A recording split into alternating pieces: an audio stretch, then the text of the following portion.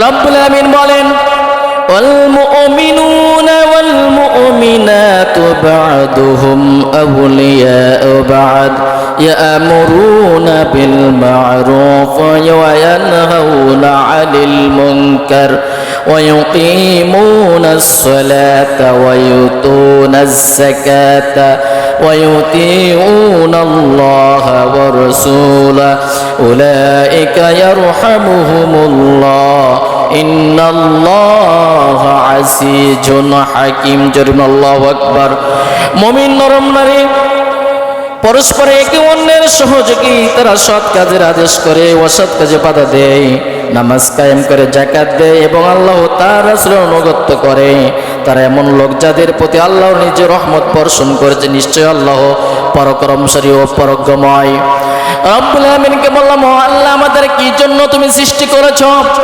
রব্বুল আমিন বললেন, কুনতুম খায়রা উম্মাতিন উখরিজাত লিন-নাসি তা'মুরুনা বিল মা'রুফি ওয়া তানহাউনা আনিল মুনকার ওয়া তু'মিনুনা বিল্লাহি। আল্লাহু আকবার। রব্বুল আমিন বলেন, কুনতুম খায়রা উম্মাহ, তোমাদেরকে কুনতুম খায়রা উম্মাহ, তোমরা হলো শ্রেষ্ঠতম জাতি। উখরিজাত লিন-নাস, তোমাদেরকে মানব জাতি আকৃতি বাহির করা হয়েছে। তা'মুরুনা বিল মা'রুফ, তোমরা সৎ কাজের আনুগত্য করবে। ওয়া তানহাউনা আনিল মুনকার, আর তোমরা অসৎ কাজের বাধা সৃষ্টি করবে। ওয়া তু'মিনুনা বিল্লাহ, এবং আল্লাহর রাস্তায় চলবে। কার রাস্তায়? জোরে বলুন। আল্লাহর রাস্তায় চলবে। হুসাইন রাদিয়াল্লাহু তাআলা আনহু শুধুমাত্র ইয়াজিদের অবৈধ শাসন করত, এই জন্য তার সাথে কোনো সম্পর্ক ছিল না। এই জন্য তার বাধা সৃষ্টি করার কারণে ইয়াজিদ হুসাইন রাদিয়াল্লাহু তাআলা আনহুর সাথে গন্ডগোল, অন্য কোনো কারণে গন্ডগোল ছিল না। কেমন শাসক ছিলেন দেখেন।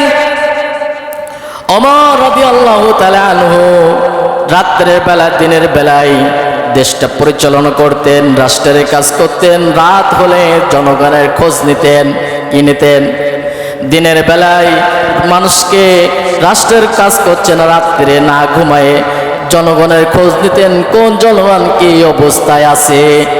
ওমর রাদিয়াল্লাহু তাআলা আনহু একদিন গভীর রাত্রে যখন যাচ্ছেন, হাঁটতেছেন, রাত যত গভীর হয়, ওমর রাদিয়াল্লাহু তাআলা আনহু গিয়ে দেখেন যে মরু প্রান্তরে একজন ব্যক্তি, একটা প্রদীপ জ্বালানো আছে আর একটা ঘর মশারির ভিতরে আছে। প্রদীপ জ্বালানো আছে আর মশারির মতো একটা ঘর, ছোট্ট ঘর বেঁধে আছে। কে যেন ওর ভিতরে যাচ্ছে আর আসছে, কে যেন যায় আর আসে, কে যেন যায় আর আসে। ওমর রাদিয়াল্লাহু তাআলা আনহু একটু লক্ষ্য করলেন, লোকটার কাছে গেলেন, ওই প্রদীপ জ্বালানোর কাছে গেলেন। গিয়ে দেখলেন এক যুবক ওই ছোট্ট ঘর থেকে বাইর হয়ে চোখ থেকে বৃষ্টির মতো পানি পড়ছেন। ওমর রাদিয়াল্লাহু তাআলা আনহু আরো কাছে গেলেন। কাছে যাওয়ার পরে যুবককে বললেন, ও যুবক রে, কে তুমি? তোমার পরিচয় তো জানলাম না, কোথা থেকে তুমি এসেছো? যুবক বললেন, আমরা এসেছি ওমরের কাছে, কিন্তু আস্তে আস্তে রাত হয়ে গেছে, এই জন্য যাওয়া সম্ভব হয় নাই। আমার স্ত্রী অন্তঃসত্ত্বা। কি সত্তা? আমার স্ত্রী হলো অন্তঃসত্ত্বা। আমার স্ত্রী ব্যথা বেদনায় ছটফট করছে। ও ভাই, ও যুবক মানুষ, ও ভাই, আমি আমার স্ত্রী নিয়ে বিপদে আছি।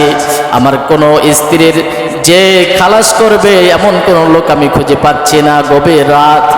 ওমর রাদিয়াল্লাহু তাআলা আনহু নিজের পরিচয় দিলেন না, নিজের পরিচয়টা লুকাই রাখলেন। এবার বললেন, ওমর বললেন, কি করলে তুমি উপকৃত হবা? ওমর রাদিয়াল্লাহু তাআলা বললেন, ভাই, যদি একজন মহিলা যদি এনে দিতেন তাহলে আমি উপকৃত হতাম। ওমর রাদিয়াল্লাহু তাআলা আনহু ছুটে বাড়ির ভিতরে গেলেন, গিয়ে বললেন, ও স্ত্রী, ঘর থেকে ছুটে আসো। স্ত্রী যখন তখন ঘুম না পড়ে যখন তখন বাইর হয়ে আসলেন। স্ত্রী বললেন, স্বামী গো, কি জন্য আপনি ডেকেছেন? এবার ওমর বললেন, কোনো কথা নাই, আমার পিছে পিছে তুমি হাঁটতে শুরু করো। ওমর রাদিয়াল্লাহু তাআলা আনহুর পিছে পিছে স্ত্রী হাঁটতেছেন। হাঁটতে হাঁটতে হাঁটতে হাঁটতে এক পর্যায়ে ওমর রাদিয়াল্লাহু তাআলা আনহু গন্তব্যস্থানে পৌঁছাইলেন।